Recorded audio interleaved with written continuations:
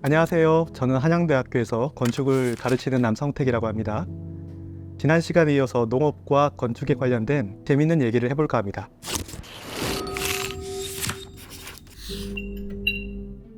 이번 시간에는 온실과 관련된 이야기를 할 텐데요.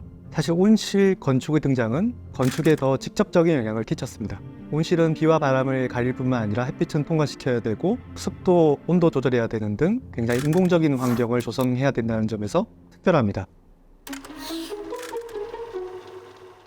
조선시대 15세기 중반에 기술된 산가 요록이라고 하는 책이 있는데요. 이 책 속에서는 온실에 대한 기술이 적혀져 있습니다. 이 온실은 외관상으로는 굉장히 일반적인 민가의 모습과 비슷하다고 할 수 있는데요. 자세히 들여다보면 굉장히 혁신적인 그런 기술들이 적용되어 있었습니다. 먼저 온실은 지붕이 둘러싸여져 있을 텐데 그 지붕의 한 면과 나머지 건물의 측면에 종이를 발라서 그 다음에 그 종이에 기름칠을 입혀서 상당히 투명한 인면을 만들었습니다. 그렇게 해서 빛이 많이 통과될 수 있도록 했고요. 그뿐만 아니라 바닥에 온도를 만들어서 내부의 온도를 높일 수 있도록 했습니다.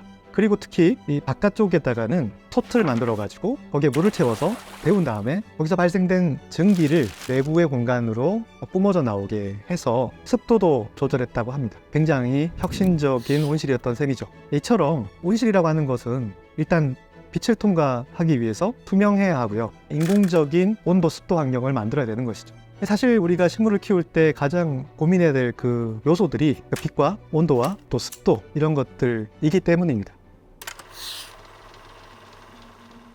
서양에서도 초기 온실의 역사는 벌써 고대 로마부터 시작되어서 기술된 바 있습니다만 본격적으로는 오랑주리라고 하는 건물이 등장하면서부터라고 할 수 있겠습니다. 오랑주리는 오렌지를 키우는 공간이라는 뜻의 불어 표현입니다. 그 내부에 오렌지가 잘 자라게 할 수 있도록 조성할 뿐만 아니라 여름에 햇볕이 좋을 때는 그 오렌지 나무가 옮겨질 수 있도록 이동할 수 있는 시스템을 발명하게 됩니다.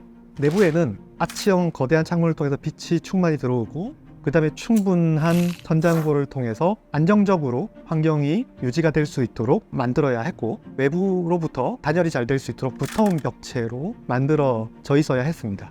그 내부는 칸막이 없이 최대한 긴 하나의 방으로 만들어져서 자유롭게 식물들을 배치할 수 있도록 만든 것이죠. 우리가 흔히 유리로 만든 온실과는 조금 다른 이미지지만 그 당시의 기술을 이용해서 식물을 최대한 잘 키울 수 있는 환경을 만든 것입니다. 한편 이 오랑주리 공간의 빈 공간은 이제 새로운 어떤 건축적 프로그램을 담을 수 있는 공간의 유형으로 모방되기도 하는데요. 그 대표적인 어떤 사례들을 우리는 프랑스 파리에 있는 튜일르리 정원의 오랑주리에서 발견하게 됩니다. 튜일르리 정원의 오랑주리는 19세기 중반에 지어졌는데요. 당연히 거대한 창문으로 풍부하게 빛을 받아들이게 되는 빈 넓은 공간이었습니다. 지금 현재 그 공간은 미술관으로 탈바꿈되었는데요. 지금 이 뮤지에드 로롱주리는 특히 인상주의 화가인 모네의 수련 그림들로 채워져 있는 거대한 공간들로 유명한데요. 이 공간의 크기가 가능할 수 있었던 것은 그 오랑주리의 크기가 컸기 때문이었기도 했습니다. 이 건축은 오랑주리보다 한 10여 년 뒤에 만들어졌는데요. 그 이유는 주드본무라고 하는 그 운동이 네트를 치고 라켓으로 공을 주고받는 그 오래된 프랑스의 스포츠를 즐길 수 있는 공간으로서 적절했다라고 볼 수 있기 때문이었겠죠. 이와 같이 온실 공간은 굉장히 그 내부에 하나의 거대한 공간을 만들었고 그 거대한 공간은 얼마든지 다양한 프로그램을 수용할 수 있었기 때문에 그 이후에 근대적인 새로운 프로그램의 수요가 있을 때마다 온실 공간이 이 모델로 작동했던 것을 우리는 살펴볼 수 있습니다. 한편 제국주의 시대가 본격화되었던 시기부터 유럽의 국가별로 거대한 온실 건축을 만드는 것이 하나의 건축적 유행이 되었던 것을 우리가 볼 수 있게 되는데요. 그 중에 하나는 런던의 티가든에 있는 팜하우스인데요. 열대 지방의 야자수 나무들이 키울 수 있는 환경을 조성하기 위해서 엔지니어들이 머리를 써서 그 당시에 그 산업혁명에 의한 새로운 그 재료들인 철골과 유리를 써서 온실을 만들었던 것이죠. 그렇게 해서 열대와 비슷한 기후를 만들고 그것만으로는 충분치 않겠죠. 그렇기 때문에 건축 설비, 즉 라디에이터와 같은 그런 난방용 설비 기술들이 적극적으로 사용된 것이 바로 온실입니다.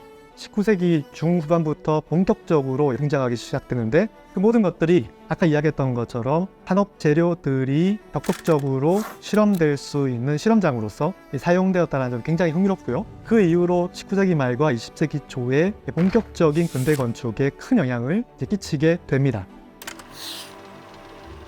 이 투명한 건축의 공간을 들어가게 되면 그 당시의 산업혁명에 의해서 발명된, 대량 생산된 그 철강 재료들이 적나라하게 드러난 건축의 장면들도 볼 수 있고요. 또 마찬가지로 가장자리의 측면에 보게 되면 두꺼운 파이프들, 배관들을 통해서 그 내부의 온도를 기계적으로 조정했던 라디에이터 장치들을 볼 수 있게 되는데요. 투명한 건축과 그 다음에 적나라한 기계 난방 장치들이 사실은 온실 건축을 요약할 수 있는 두 가지 특징이라고도 할 수 있겠습니다. 건축의 역사를 펼쳤을 때 근대 건축의 시작을 설명하는 가운데 항상 수정궁을 이야기를 하곤 하는데요. 수정궁은 1851년도에 지어졌던 가장 기념비적인 건축이죠. 근데 저 건축의 특징은 건축가가 아니라 온실 엔지니어였던 조셉 팩스톤의 작품이었다는 점이 특별합니다. 저렇게 투명한 공간을 만들었을 때 그 내부에는 각 나라마다 서로 뽐낼 수 있는 문화, 문명들만 전시되었을 뿐만 아니라 일종의 나무, 그 다음에 파운테인 분수와 같은 그런 식물원에 가까운 온실의 풍경들도 펼쳐져 있었음을 알 수 있게 됩니다. 특히나 19세기 중후반이 되면 저런 산업혁명에 의해서 만들어진 산업 재료들이 온실 건축을 통해서 적나라하게 증명되고 실험되고 그 다음에 이 건축은 이제 소위 온실이 아닌 백화점과 같은 새로운 프로그램과 결합할 때 그 온실 건축의 기술이 바로 적용되는 경우들을 많이 보게 됩니다. 우리가 흔히 아르누보의 시대라고 얘기를 하는데요. 예를 들어서 라파에트 백화점과 같은 건물을 들어가 보게 되면 백화점과 같은 거대한 공간을 밝히기 위해서는 하늘에 유리로 된 돔을 만들고 빛을 투영시키죠. 근데 저런 방식들은 사실 우리가 아까 보았던 온실 건축에서 사실은 검증된 방식이고 그렇기 때문에 온실을 마치 백화점의 건축에 적용한 것처럼 우리가 이해할 수도 있다라는 것이죠. 그뿐만 아니라 이러한 건축은 점점점 건축이 투명해질 수 있다. 내부에 있는 것이 가려지지 않고 외부로 적나라하게 드러날 수 있고 외부에서도 건축의 내부를 숨김없이 알아볼 수 있다. 즉 윤리적으로 진실된 건축의 영감을 부여한 모델로서 우리가 온실을 바라볼 필요가 있다는 겁니다. 그 중에 한 재밌는 사례가 영국 건축가 노만 포스터의 라이슈타크 돔이라고 하는 건물인데요. 지금 현재 국회의사당 건물이죠. 국회의사당에 건물이 있었고 그 돔이 화재 때 불타서 파괴되었어요. 그렇게 방치되어 있다가 영국 건축가에 의해서 투명한 돔으로 탈바꿈하게 됩니다. 불투명했던 그 돔은 신성한 자기중심적인 공간이었다고 한다면 투명한 유리돔은 숨김없이 드러내는 공간이 되면서 새로운 어떤 민주주의의 정치를 표현하는 건축의 상징으로 표현됩니다. 발터 그로피우스는 1919년 바이마르에서 바우하우스를 최초로 설립을 했고요. 훨씬 더 투명성을 적나라하게 드러내기 위해서 코너를 아예 투명하도록 처리를 했고요. 그러면서 그 투명한 코너는 건축과 그 건축의 유리를 관통한 내부까지 뚫어 보여지는 그런 극단적인 투명성의 건축 사례로 손꼽히게 됩니다.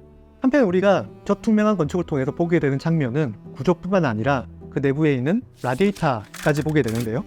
저 라디에이터는 산업이 만들어낸 익명의 오브제였기 때문에 많은 근대 건축가들은 보통은 굉장히 고심했고 많은 경우에 싫어해서 감추었던 오브제였습니다. 그럼에도 불구하고 그로피우스는 투명한 인면을 통해서 그 내부에 있는 라디에이터를 적나라하게 드러내는 데 있어서 주저하지 않았습니다. 마치 우리가 이 건축이 극단적으로 투명해지면 우리가 심지어 보기 싫어할 수도 있는 요소까지 적나라하게 드러날 수 있다는 것을 이야기하고 있는 것과 같은 그런 사례라고도 볼 수 있겠습니다.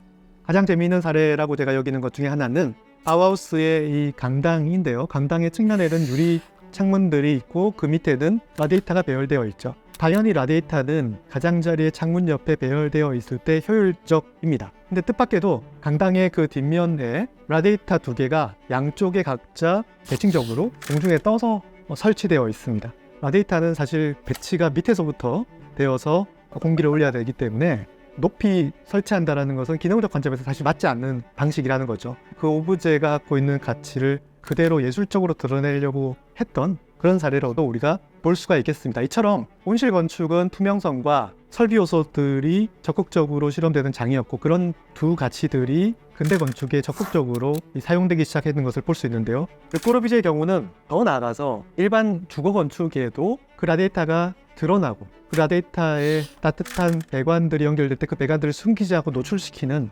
저런 방식의 건축적 미장센을 두려워하지 않고 적나라하게 드러냅니다. 게다가 라디에이터뿐만 아니라 산업이 만든 요소들을 건축가는 숨기지 않고 부르주아 건축, 주거 건축 속에 적용함으로써 얼마나 산업이 일상생활을 변화시키고 있는지를 선언하고 있는 그런 모습이라고 할 수도 있겠습니다.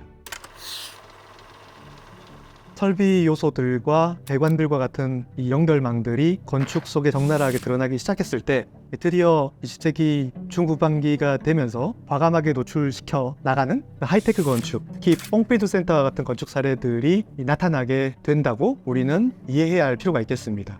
이러한 어떤 설비 배관들은 물론 정유 공장을 연상시켰기 때문에 당시 파리 시민들에게 엄청난 반대에 직면하게 되었지만, 그럼에도 불구하고 실제 건축이 작동하기 위해서는 이와 같은 설비 요소들이 근간이 되어야 하고, 그러한 근간이 되는 기능적 요소들을 숨기지 않고 그대로 드러낼 필요가 있다라고 하는 이런 선언들이 사실은 윤리적으로는 옳다고도 볼 수 있는 것이죠. 그런 점에서는 온실 건축과도 연결지어서 볼 수 있겠는데요. 온실 건축이 오로지 기능을 위해서 투명해야 했고, 또 한편으로는 그런 설비 요소들이 적나라하게 적용되어서 노출되었다라는 것이 하나의 어떤 이러한 거대한 건축적 흐름에 있어서 큰 영감이 되었다라고도 우리가 볼 수 있다고 저는 생각을 합니다.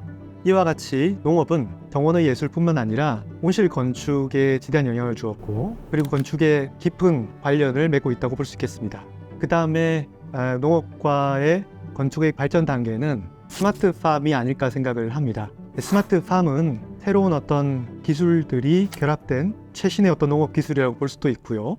다양한 환경의 건축에 결합될 수 있는 가능성이 있기 때문에 특별히 흥미로울 것이라고 생각을 합니다. 다음 시간에는 지금까지 우리가 보았던 그런 일련의 건축 사례들과 관계되는 독일 현지의 사례들을 살펴본과 동시에 최근 유럽에서 문제되고 있는 도시농업의 문제, 그다음에 스마트팜과 버티컬팜의 어떤 문제들, 그리고 또 한편으로는 그런 스마트팜이 단지 농장이나 또는 공장형 농장, 더 나아가서 어떤 도시의 어떤 기반시설, 그리고 궁극적으로는 도시 주거의 공간까지 침투해 들어갈 수도 있는 그런 어떤 새로운 발명들에 대한 이야기들을 가전박람회 독일의 IFA에 대해 방문해서 우리가 살펴보도록 하겠습니다.